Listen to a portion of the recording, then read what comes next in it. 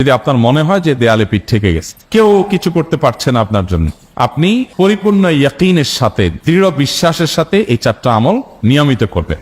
সকল পেরেশানি থেকে, সকল টেনশন থেকে বের হওয়ার পথ আল্লাহ তাআলা অলৌকিক ভাবে তার জন্য আবিষ্কার করে দিবেন ইনশাআল্লাহ। গুলি মিস হতে পারে, আপনার দোয়া মিস হবে না। আমি এমন এক ভয়াবহ বিপদে আছি যা থেকে উত্তরণের কোনো পথ আমার সামনে খোলা নাই, এমন কোন আমল শিখিয়ে দিবেন যে আমলের মাধ্যমে এই ভয়াবহ বিপদ থেকে আমি রক্ষা পেতে পারি। ভাইরা আমার, এই ধরনের প্রশ্ন আমাদের কাছে অহরহ আসে যে এমন বিপদে আছেন যে বিপদ থেকে আসলে রক্ষা পাওয়ার জন্য আপাত দৃষ্টিতে কোনো পথ উনি দু চোখে দেখতে পাচ্ছেন না, এক কথা দেয়ালে পিঠ থেকে গেছে। তো এইরকম পরিস্থিতিতে একজন ইমানদার আল্লাহ রাব্বুল আলামিনের কাছে তার এই সমস্যাকে তুলে ধরবার জন্য কয়েকটা আমল আমরা বলতে পারি, যে আমলগুলোর মাধ্যমে আল্লাহ তাআলা ওই অসম্ভবকে তার জন্য সম্ভব করবেন ইনশাআল্লাহ। এবং এই আমলগুলো চর্চা আমার জীবনে আমি করে দেখেছি, এগুলোর প্রয়োগ করে দেখেছি, আমলগুলো করে দেখেছি। আলহামদুলিল্লাহ, যেখানে মনে হয়েছে এই সমস্যা বাহ্যিকভাবে সমাধান যোগ্যই না, আল্লাহ তাআলা সেখানটাকে অলৌকিকভাবে সমাধান করেছেন। আমার জীবনে বহুবার আমি দেখেছি এরকম চারটা আমল আছে যেগুলো আমরা কোনো বিপদে পড়লে, নারী হোক, পুরুষ হোক, পারিবারিক হোক, আর্থিক হোক বা নিরাপত্তা সংশ্লিষ্ট হোক, যে কোনো সমস্যা হোক, যদি আপনার মনে হয় যে দেয়ালে পিঠ থেকে গেছে, কেউ কিছু করতে পারছে না আপনার জন্য, আপনি পরিপূর্ণ ইয়াকিনের সাথে, দৃঢ় বিশ্বাসের সাথে এই চারটা আমল নিয়মিত করবেন। এবং আমি বহু মানুষকে পার্সোনালি এটার পরামর্শ দিয়েছি, ওনারা আমল করেছেন, আমল করে উপকৃত হয়েছেন। এরকম বহু মানুষ আছে, বৃদ্ধ মানুষ, বাবা ক্যান্সারে আক্রান্ত হয়েছেন অনেক দেরিতে, আল্লাহ তাআলা অলৌকিকভাবে সাহায্য করেছেন। হ্যাঁ, কখনো যদি আল্লাহ তাআলা এই আমলগুলো করার পরও আমার বিপদ দূর না করেন, তাহলে হয় আমার আমলের মধ্যে কোনো ত্রুটি ছিল, অথবা আমার এই বিপদ দূর না হওয়ার মধ্যে আমার জন্য কোনো কল্যাণ নিহিত ছিল। আল্লাহ তাআলা আমার দোয়া কবুল করে যে উপকার হতো তার চেয়ে বেটার কিছু হয়তো আমাকে দিবেন, এই ইয়াকিন একজন ইমানদারের থাকবে। সেই চারটা আমলের এক নম্বর হলো ইস্তিগফারের আমল। ইস্তিগফার, আপনি ফেসে গেছেন কোনো জায়গা, কোনো উপায় পাচ্ছেন না, আপনি ইস্তিগফার করতে থাকেন। আস্তাগফিরুল্লাহ ওয়া আতুবু ইলাইহি, আস্তাগফিরুল্লাহ ওয়া আতুবু ইলাইহি, আস্তাগফিরুল্লাহ ওয়া আতুবু ইলাইহি, আস্তাগফিরুল্লাহ, আস্তাগফিরুল্লাহ, আস্তাগফিরুল্লাহাল্লাযী লা ইলাহা ইল্লা হুয়াল হাইয়ুল কাইয়্যুম ওয়া আতুবু ইলাইহি ওয়া লা হাওলা ওয়া লা কুওয়াতা ইল্লা বিল্লাহ। اللهم انت ربي لا اله الا انت خلقتني وانا عبدك وانا على عهدك ووعدك ما استطعت اعوذ بك من شر ما صنعت ابو لك بنعمتك علي وابو لك بذنبي فاغفر لي فانه لا يغفر الذنوب الا انت سيد الاستغفار। এভাবে যে কোনো ইস্তিগফার করতে থাকেন, আপনি বেশি বেশি করে আল্লাহর কাছে ইস্তিগফার, ক্ষমা প্রার্থনা করতে থাকেন, খুব বেশি আপনার দুই ঠোঁটে অনবরত আপনি চাইতে থাকেন আল্লাহর কাছে ক্ষমা। এই ইস্তিগফার সম্পর্কে নবী করিম সাল্লাল্লাহু আলাইহি ওয়াসাল্লাম বলেছেন, মান লাজিমাল ইস্তিগফার, যে ব্যক্তি ইস্তিগফারকে আঁকড়ে ধরবে, আঁকড়ে ধরা মানে কি, এটা ছাড়বে না, সেই পড়তেই থাকবে অনবরত। টয়লেটে যাওয়ার সময়টা, ঘুমের সময়টা, খাওয়ার সময়টা বাদে, অবসর নামাজের সময়টা বাদে সারাক্ষণ সে ইস্তিগফার করবে। এরকম যদি কেউ করে, আল্লাহ রাব্বুল আলামিন জাআলাল্লাহু লাহু মিন কুল্লি হাম্মিন ফারাজা ওয়া মিন কুল্লি দীকিন মাখরাজা, সকল পেরেশানি থেকে, সকল টেনশন থেকে বের হওয়ার পথ আল্লাহ তাআলা অলৌকিকভাবে তার জন্য আবিষ্কার করে দিবেন। এবং আমি আমার জীবনে যেটা বলেছিলাম, বিস্তারিত বলতে চাই না, এরকম পরিস্থিতি আসছে যে চোখের সামনে কোনো আপাতত রক্ষার কোনো পথ আর খোলা নেই, এমন ভয়াবহ বিপদ। ইস্তিগফার করতে করতে এমন ভাবে আল্লাহ তাআলা সাহায্য করেছেন যে এটা কল্পনা করলেও মনে হয় যে স্বপ্নের মতো। কিভাবে এখন এই লোক এই জায়গায় আসলো আমার সাহায্যের জন্য, এই লোক তো এটা আমি এই জায়গায় আসার কথা না, ঠিক উনি এসে হাজির হয়ে গেলেন এবং উপকারটা, আমার সমাধানটা হয়ে গেল সমস্যা। তো আলহামদুলিল্লাহ, বহুবার আমি পরীক্ষা করেছি, আর আমার পরীক্ষার দুই পয়সার দাম নাই, হাদিসে বলা আছে, গ্যারান্টি দেওয়া আছে, আমার পরীক্ষা করলি কি না করলি।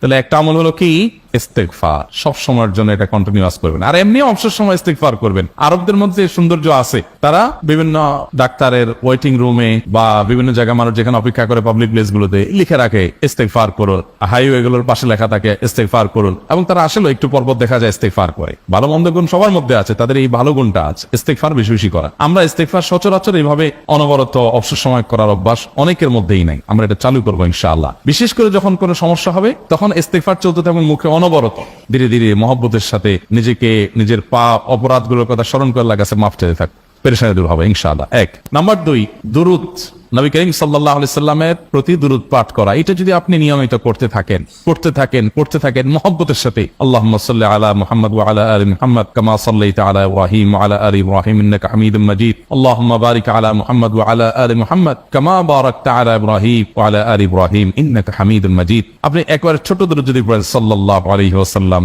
সাল্লাল্লাহু আলাইহি ওয়াসাল্লাম, আল্লাহুম্মা সাল্লি আলা মুহাম্মাদ ওয়া আলা আলি মুহাম্মাদ, শুধু এইটুকু পড়েন। জাযাল্লাহু আন্না মুহাম্মাদাম মা হুয়া আহলু, শুধু এইটুকু পড়েন।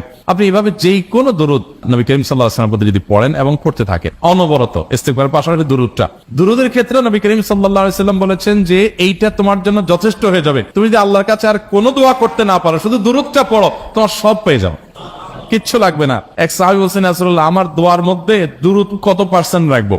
আমি তো আমার অনেক কিছু আল্লাহর কাছে চাইবো, দুরুদ মানে তো নবীজির জন্য দোয়া, মানে আমার জন্য তো আমি দোয়া করবো, আপনার জন্য দোয়া কত পার্সেন্ট করবো? 1/3, 1/4, তারপরে হাফ, এবার বিভিন্ন পার্সেন্টেজ বলছিলেন তিনি। নবী করিম সাল্লাল্লাহু আলাইহি ওয়াসাল্লাম বলেছেন যে হ্যাঁ, এর বেশি করতে পারলে আরো ভালো, আরো ভালো। তো ভদ্রলোক এর বেশি, ওই সাহাবী রাদিয়াল্লাহু তাআলা আনহু, তিনি এর বেশি বাড়াতে একটা পর্যায়ে বলছেন যে আমি সব দোয়া আপনার জন্য করি। নবী করিম সাল্লাল্লাহু আলাইহি ওয়াসাল্লাম বলেছেন তাহলে তোমার আর কোনো দোয়াই করতে হবে না, এর মধ্যে সব দোয়া চলে আসবে। কারণ আপনি যদি বলেন আল্লাহ আপনার নবীর প্রতি আপনি রহমত নাজিল করেন, আপনার নবীর প্রতি আপনি শান্তি নাজিল করেন, আপনি যেটা দোয়া করেন, তো আল্লাহকে আল্লাহর নবীর প্রতি আপনি রহমত নাজিল করতে বললে আল্লাহ তাআলা আপনার প্রতি রহমত নাজিল করবেন কি করবেন?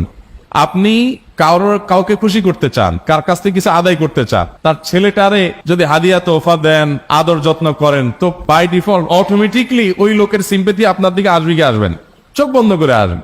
তো আল্লাহর নবীর জন্য যখন আপনি দোয়া করবেন, তখন আল্লাহ তাআলা আপনার উপর রহমত নাজিল করবেন, এটা নবী সাল্লাল্লাহু আলাইহি ওয়াসাল্লামের ওয়াদা। যেই কোনো পেরেশানি, তিনি আরো বলেছেন যদি কেউ দুরুদের আমল করে নিয়মিত, আল্লাহ রাব্বুল আলামিন তার সকল পেরেশানির জন্য যথেষ্ট করে দিবেন, এই আমলটা সবগুলো দূর করার জন্য যথেষ্ট হয়ে যাবে। এই দুরুদের আমলটা আমি দেখেছি সুবহানাল্লাহ গুলির মতো কাজ করে। আজকের ঘটনা, এক ভদ্রলোক সকালে একটা টেলিভিশন চ্যানেলে, বেসরকারি চ্যানেলে প্রোগ্রাম শেষ করে নামছিলাম লিফটে, তো উপস্থাপক উনি বলছিলেন যে ভাই, মানে দুরুদের আমল করে আমি কিছুদিন আগে একটা ইয়াতে মানে এমন একটা অবস্থা যে এইটা থেকে বের হওয়ার কোনো পথ আর নাই, শুরু করলাম দরুদ অনবরত, এরপরে আল্লাহ তাআলা আমাকে এমন ভাবে উদ্ধার করলেন আমি কল্পনা করতে পারি। আলহামদুলিল্লাহ, এই আমলগুলো করে অনেক ভাইরা আমাকে অভিজ্ঞতা জানাইছে যে আলহামদুলিল্লাহ তাদের অভিজ্ঞতা হলো কি খা। ওই যে বললাম, কখনো যদি আল্লাহ তাআলা আপনার দোয়া কবুল না করেন, তাহলে হয় আমার ত্রুটি আছে, আর না হলে আমার জন্য আল্লাহ তাআলা এর চেয়ে বেটার কিছু রেখেছেন, আমি সেই ইয়াকিন রাখবো ইনশাআল্লাহ।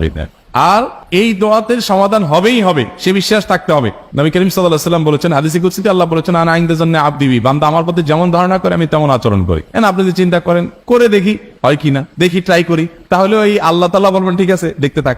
আপনি যদি ইয়াকিন করেন যে না, নবী করিম সাল্লাল্লাহু আলাইহি ওয়াসাল্লাম যে বলেছেন, অতএব সেটা হবেই, আর আল্লাহ রাব্বুল আলামিনের কাছে আমি ওইভাবেই চাবো যে আল্লাহ দিবেনই, আমি নিয়েই ছাড়বো, ইনশাআল্লাহ গুলি মিস হতে পারে, আপনার দোয়া মিস হবে না।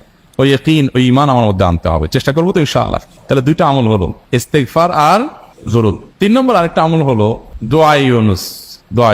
লা ইলাহা ইল্লা আন্ত সুবহানাক ইন্নী কুনতু মিনাজ জালিমিন। বেশি বেশি পড়তে থাকবেন, যখন বিপদে পড়বেন ইস্তিগফার আর দুরূদ পড়বেন সবচেয়ে বেশি, আর মাঝে মধ্যে দোয়া ইউনুস, লা ইলাহা ইল্লা আন্ত সুবহানাকা ইন্নী কুনতু মিনাজ জালিমিন। আল্লাহ সুবহানাহু ওয়া তাআলা কোরআনে কারীমে এই দোয়ার পরে বলেছেন, ওয়া কাযালিকা নুনজিল মুমিনিন। এই দোয়া পাঠ করার মাধ্যমে ইউনূস আলাইহিস সালামকে পৃথিবীর ইতিহাসের সবচেয়ে অলৌকিক ঘটনা, সকল সায়েন্স, সকল আপনার বিজ্ঞানের তত্ত্ব সবগুলোকে ভুল প্রমাণ করে দিয়ে ওই জায়গাটার জন্য আল্লাহ তাআলা ইউনূস আলাইহিসকে মাছের পেটে ঢোকার পর সেখান থেকে আবার জীবিত রেখে বের করেছেন। অক্সিজেন অভাবে তো সেখানে এমনি মারা যাওয়ার কথা, আরো নানা কারণে মারা যাওয়ার কথা, তাই না? কিন্তু আল্লাহ তাআলা তাকে রক্ষা করেছেন, কারণ উনি এই বিপদে পড়ার পর থেকে এটা পড়তেছিলেন, লা ইলাহা ইল্লা আনতা সুবহানাকা ইন্নী কুনতু মিনাজ জালিমিন। তো আল্লাহ তাআলা কোরআনে বলেছেন এটা ইউনূস, তার নবী ইউনূস আলাইহিস সালামকে আল্লাহ তাআলা এটার মাধ্যমে রক্ষা করেছেন, সেটা তার জন্য খাস না, এটা তার জন্য স্পেশাল না, বরং আল্লাহ বলেছেন ওয়া কাযালিকা নুনজিল মুমিনিন, এটা দিয়ে আমি তাকে রক্ষা করেছি, একই ভাবে ঈমানদারদেরকেও এটার মাধ্যমে রক্ষা করব। এটা বড় অস্ত্র পেয়ে গেলাম, দোয়া ইউনূস বেশি বেশি পড়বেন ইনশাআল্লাহ, লা ইলাহা ইল্লা আনতা সুবহানাকা ইন্নী। আমার দেশে আবার দেখা যায় বিপদ হয়ে গেলে তখন হুজুর মানা করে যে ভাই আপনারা সবাই মিলে এটা 1 লাখ বার পড়ে দেন, 100 লাখ বার পড়ে দেন, টাকা দিমু আপনারা পড়ে দেন। আপনারটা আপনি পড়বেন ভাই, হুজুরদের কাছে দোয়া চান সমস্যা নাই, আর হুজুরদেরকে হাঁটায়া টাকা দিবেন করে, এমনি টাকা দিবেন না দিয়া, আর এই দোয়া নিজে নিজে করতে থাকবেন। ইউনূস আলাইহিস সালাম ওই সময় কি লোক ঠিক করছিলেন যে ভাই আপনারা সবাই দোয়া ইউনূস পড়েন, আমি গেলাম, আমি মাছের পেটে গেলাম, আপনারা বসেন সবাই দোয়া ইউনূস পড়া দেন, করছেন উনি? ওনারটা উনি করছেন, তো আপনারটা আপনি শুরু করবেন দোয়া ইউনূস না। 4 নম্বর আমল হলো ইয়া যাল জালালি ওয়াল ইকরাম।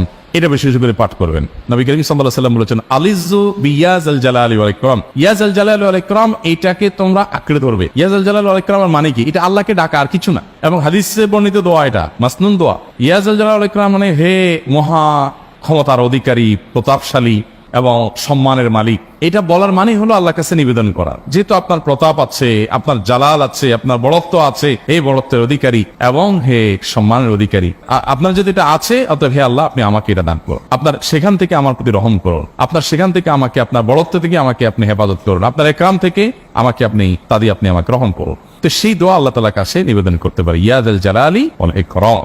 এর পাশাপাশি তাহাজ্জুদের নামাজ এবং যে কোনো নফল নামাজ, কারণ নবী সাল্লাল্লাহু আলাইহি সাল্লাম ইজা হাযাবাহু আমরুন সাল্লা, নবীজি সাল্লাল্লাহু আলাইহি সাল্লামের কোনো পেরেশানি শুরু হলে আগে ওযু করে 2 রাকাত নামাজ পড়তেন, ওযু করে 2 রাকাত নামাজ পড়তেন। আমাদের যখন পেটে ব্যথা শুরু হয়, আগে কার কথা মনে পড়ে? ডাক্তারের কথা মনে পড়ে। যখন গায়ে জ্বর আসে, সবার আগে মনে পড়ে কিসের কথা? নাপা, নাপা, ঠিক না? জ্বর আসছে গায়ে, সবার আগে আমরা কি চিন্তা করি? নাপা। নাপা আপনি চিন্তা করেন, খান, নিষেধ না তো, ওষুধ গ্রহণ করা সুন্নত, নবী সাল্লাল্লাহু আলাইহি সাল্লাম নির্দেশ করেছেন ওষুধ সেবন করতে, আপনি করেন, ভালো কথা। কিন্তু ইমানদার সবকিছুর আগে ব্যথা আসছে, তাহলে ব্যথার জন্য একটা ওষুধ দোয়া শিখেছেন, দোয়াটা আগে করবে, পাশাপাশি ওইটা করুন, এলো ইমানদারের কাজ। আমরা আজকাল ইমান থেকে অনেক দূরে সরে গেছি। আল্লাহ আমাদের সেই ইয়াকিন দান করুন।